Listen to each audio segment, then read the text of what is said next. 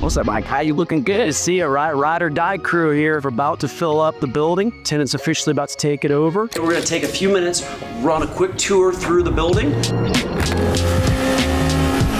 Let me tell you guys a story about Mickey Mouse extorting a real estate developer.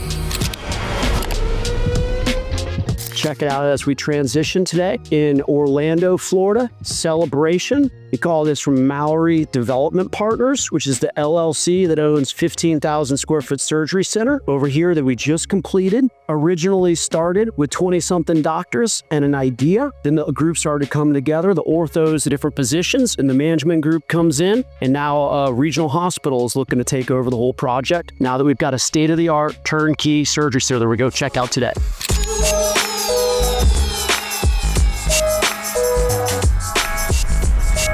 All right, we got to get out of Tampa. We've been doing a lot of content in Tampa, urban Tampa, Ybor, whatnot. And we said, hey, you know what? Before the tenant takes this building over, let's go do a tour of the inside. So that's what we're going to do today.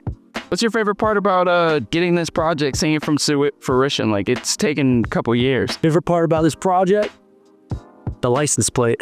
Favorite part of the project? There's so many. Probably start with the deal story. In the original scenario, 10 plus years ago, in the downturn, one of my partners went to another one of the partners, had the lands, needed to be a quick closing, bank deal, buys it on a handshake that one day we're gonna do a medical office project here. No paperwork, no agreement, just relationship. Quick closing with one of the doctor, we'll call him Dr. Mark, who's one of our partners. And another partner, Mark, brought the land, had the idea, but had to close quickly with an idea that at one point this would be a big medical campus. At the time, we knew that there was Celebration, was a booming market, and we knew a lot about the medical, and it was a tight, confined market. And so at the time, there was all the acres from here to the highway that we'll see right now. Right now, we're in front of one 15,000 square foot building on a little over an acre, less an acre, where it's shared parking, 0 lot line to the building. So the parcel under the building is what we own, and then you share the parking. Next door, you got a 2-story MOB, and then you have another facility out by the highway. So this is all making up a medical campus. But what we're here today to talk about is the state-of-the-art surgery center that we just completed. There was the last phase of this campus and is a separate parcel. I'm in a medical center, and the amount of stress it takes to get you here will put you right in that surgery center getting a heart procedure. I mean, this project goes all the way back 2010, 2011, in the downturn. We've been taking down a lot of distressed assets at the time, and we're light on cash, all spread out in the market. We brought in a high net worth physician, friend, partner of ours. He took the land down, bought it in a quick transaction based on knowing it was a good deal, and our vision to make this a medical campus at some point. Now you're in a 15,000 square foot surgery center, took it down, bought the property cash. Several years later, fast forward 2018, 2019, vision's starting to come together. Partner Mark, working with some docs, got that coming to the table, physicians that need a surgery facility. Then on the other side, what you've got is a management company. They're coming in. This is coupled with another facility that we have in Ohio and a lot of our other medical office strategy. That tenant partnerships put together, strike the lease. At that point, go out, figure out how are we going to capitalize. You know, original budget, 10, 11 million. A good part of that is a first position construction loan, 60, 70%. Then you got, call it 30% of equity, which was the land value at the time, call it $1.5 million. And then the balance of the cash equity we brought in, sign on the loan docs, get that wrapped up around the same time. We had an executed 20-year lease in place for the surgery center tenancy, which is a new single purpose entity that was formed between the docs, the management company, to come in and run the actual center. So in this situation, we brought the tenant group together, the physicians, the management group, whatever not, but we're not a party to that actual side. We're on the LLC side that controls the land and built the building. After we did construction drawings, engineering drawings, go through, get a permit, deal with the entitlement phase, deal with Osceola County, go through, hire a general contractor, figure out that hard cost budget. At that point, we went 5, 6, 7, 8 million into the hard cost budget. Project like this, you've got 3 ORs, 12 recovery rooms. This is a state-of-the-art surgery center. The numbers are huge. Through COVID, all kinds of challenges hitting. Parts stuck on boats off of Los Angeles that couldn't get in from China. To give you an idea, massive delays, COVID, people can't work. This is going on the worst possible time time. Inflation going up 20, 30% on cost. End up spending millions of dollars more than the original anticipated budget. But at this point, we had the shell, we had it going, we go through, tenants making changes along the way, which are all kinds of challenges in itself. But the tenants have to do that. You have to work through all those things. It takes a couple years. We build, finally get it done on site, hands-on. One of my partner, Dr. Mark, he's in here, lives locally, has other medical office buildings. He's in here piece by piece, project manager, team, GC, through all that construction battle. Here we are today. Finally, we've been complete for some months. Our tenant group is in advanced discussions with a regional hospital system that's coming in and buying into their business. And so that's going to change a lot. Enhanced credit. The construction loan is coming due. So we're now replacing that with long-term permanent financing. And at that point, we're in a free rent period right now, so the tenant can get set up. Tenant pays CAM during this time, and we look to have this thing open, full operations, first quarter, ideally January 2025. This thing's gonna be running, paying rent, cranking out hundreds of procedures a month. That's how we got to where we are today. Now what we're gonna do, run through the facility, check out some of the room, and then talk to the team about any questions they have on how we got here. You mentioned a partnership. How does that happen? Do you approach an investor with a package? Is it over a drinks? Is it at a meal? How does that work? Drinks are how most of the deals get done. Okay.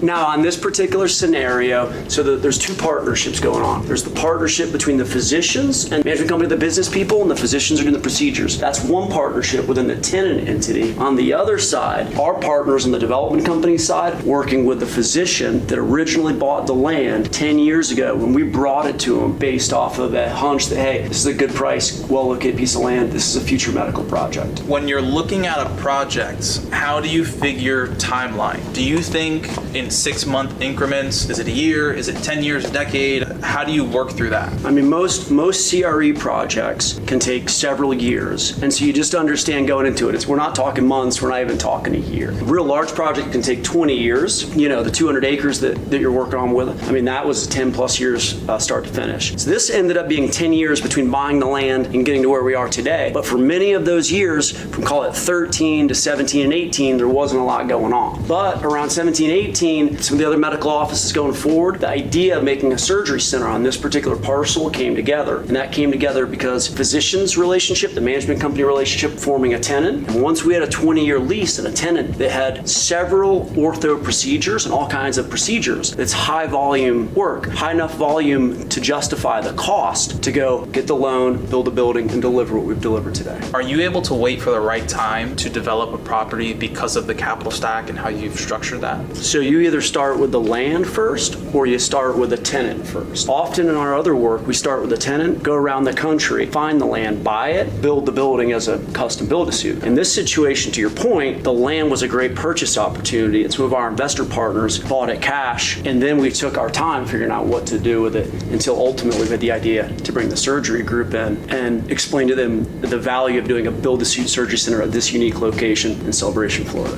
How do you decide to build a medical facility? Do you like the business? Have you had experience in it before? Yeah, when I started in commercial real estate, I, at Colliers, started working on medical transactions as part of that team. At the time, I recognized two things. Extremely specialized, so you're not competing with general commercial real estate people, and medical's always going to be a market that does good in the ups and downs. Sure enough, in Florida, with the additional population growth, it's just meant more demand for a lot of things commercial real estate, including medical. The amount of trust required to go into a project like this is paramount. That's how business partnerships are really formed. You have your paperwork. If you don't have a good relationship and trust with the person, you never get off the ground. Big public companies, yeah, they're regulated by auditors, they're regulated by SEC. Most business is still done on a handshake or an LLC agreement with just a piece of paper. So trust is everything to get it started. We had trust here between the landowner partner of ours, trust in working with the tenants, trust with a bank believing in us, investors, us believing in architects, us believing in a GC, several different subcontractors that we work with. It takes a lot of trust. When you're a developer, you're the hub, you're the owner, you're the nebulous, you're the leader. You have all these different parties coming off of that, and it's your job to figure out how to go from here,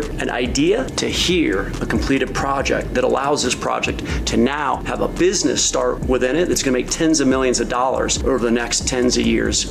This will be running as a surgery center long after all of us are gone. As we're walking through the hallway, you'll see OR3. You have all the ORs on the back side. You have equipment, storage, Patients in the front, you'll check over here. This is where you wash your hands. We're inside of operating room 2 of 3 in the surgery center. Money, money, money, ventilation system, lighting. You can see what happens is the patients will get rolled in here they're prepped out of the room because this room is just churning. Patients come in, get the procedure done, and then afterwards they're carted back out to the area that we're going to check out later, where it's going to show where they have a recovery area with nurses watching. Average cost on this though? Average cost, easy $1,000, $1,200 a foot to build the actual facilities of hard costs. And then on top of land, and then you got soft cost design. Steris is the manufacturer of this particular piece of equipment. Cooper pointed out before, you have the ventilation equipment below, and all this is very state of the art. You're gonna see sterile rooms where everyone gets ready before that, but you just check all the equipment that's built into the walls. This stuff is all extremely technical commercial real estate. Look around the room like this. You see the lighting, you can see the ventilation, you can see all the equipment go to the wall. That's where the money is. You have a separate engineer working with the architect, figuring out how to run all these lines. So you're in here, you can have a procedure and get all the things you need, oxygen, light, everything. So now that you're kind of in the end phase of your baby, how do you deal with the conversations of dreaming for another space through the experience you have with this? Understanding logistics, understanding the financial capital and capacity that it takes to do this. You know, you start out, and when it's your first couple projects, it truly is your baby. Eventually, it just becomes business, and it's a project, and we told someone we're going to deliver something, we got to go figure out, do whatever it takes to get it done. But once you get to a point where you've done, I can't even count how many medical facilities we've done at this point. Once you're at that point in the journey, new ideas start coming in while you're finishing these. And so it's kind of a reoccurring progress to life. Just like when we're recording videos and doing that stuff, you're working on some while some are finishing and some are out hitting the internet. So if you could do the whole 10 years again, would you have tripled the same version of this, or would you scale higher? You know, pigs get fed, hogs get slaughtered. You know, I feel blessed that we got through it. You had COVID challenges, you had entitlement challenges, you had financing challenges. We're fortunate to have a good physician capital partner that, despite cost increases, he was there to help. You know, I mentioned earlier, we figured out a good way to play the land. We got a tenant that's in here with a bunch of the region's best doctors. They're all going to perform in here. And so, you know, this is a successful project. And just like we were talking about before, builds your understanding of the process and get your mind ready for the next one. So on average, how many projects like this have you done? And how many years collectively can you remember going through to do this? I know there's young developers or young people in investment real estate that want to get into this role but don't understand the time associated to it. Look, there's all different range, right? When you're buying and fixing up a house, you're still doing some development, you know? When you're building the Taj Mahal in Las Vegas, multi-billion-dollar, that's development. Everyone's somewhere along that curve. When you're starting your business, you're developing your business. When you're working to learn and read a book, you're developing yourself. There's all different forms of development. I've worked on everything from smaller projects like this at 15,000 through 100,000 square foot plus full human hospitals to 200-acre projects to city within a city mixed use projects. They're all projects. You just figure out up front, is this something that I believe in, want to work on, and can get done? Because your word is the most important thing. You tell someone you're going to do it, deliver every time. What's the team capacity to this, and how do you divvy up the level of responsibilities you give to managers, part of the team and the level? Yeah, it's funny. Naturally, as an entrepreneur and business person, kind of want to do everything yourself. We're all kind of control freaks. I know how to do it, I know that. But in reality, you can't do it by yourself. Being a good leader at a business person or as a real estate developer is the same thing. You are the nebulous. You have the ideas, you have the vision, you're driving, and what you want to do is surround yourself with people that have different skill sets, different diversity, and based on that, empower, encourage, and build out those different functions all around. So in the real estate development example, you have the developer, the owner here, the bank is here, the tenant's here, the architect, the GC, the city is at the table, the engineers, all these different people, and you are the middle, and you got to start here with a project, know where it's going to go. Sometimes all these other people can't see what you see, and sometimes you don't need them to. That's what the money's for, okay? Here's your contract. I need you to draw us up some plans for a 15,000 square foot surgery center with 3 ORs in the back. Once you get to this level of drawings, we're going to bring our tenant in, have them review, finish the drawings. Once we're done with that, we're done with the architect phase. That architect had to go to the engineer, structural engineer, civil engineer, in MEP, mechanical systems, and come to him. Then those drawings came to us. And then we took those drawings and go to a general contractor and to the bank and to the partner and to everybody. So to answer your question, I mean, whether you're a developer, business person, or you're just a leader, this is a human business. All business is about humans, relationships, doing right, motivating, and making a little bit of fun along the way. Later, help you breathe. That thing restarts the heart. These lights, when they're cutting you open, all this equipment is brought in afterwards. They add on the tenant improvement package. It's all the equipment, ventilation, light, NDP, everything, all the flooring. All these materials are very well engineered to be very sanitary. Wow, these are all the gauges. Medical air. Drop those deuces, you have to be riding dirty. We're gonna turn the channel into a BMW channel. Next up, we're going to check out our hotel site and then send a little love to our girls at the storage facility. We finished up at 19 million. Peace. Let me tell you guys a story about Mickey Mouse extorting a real estate developer. We bought some land up here. We're going to build an office building. We went to him to get approval. Mickey Mouse said 500 large to get paperwork just to build a storage facility. We weren't joking. Mickey Mouse straight extorted us. We had to cut him 500 grand as part of the development budget in order to get the paperwork to start construction on an 80,000 square foot storage facility. How much did it sell for is a real question. This thing in the rear view looks good. You gotta just create something legendary.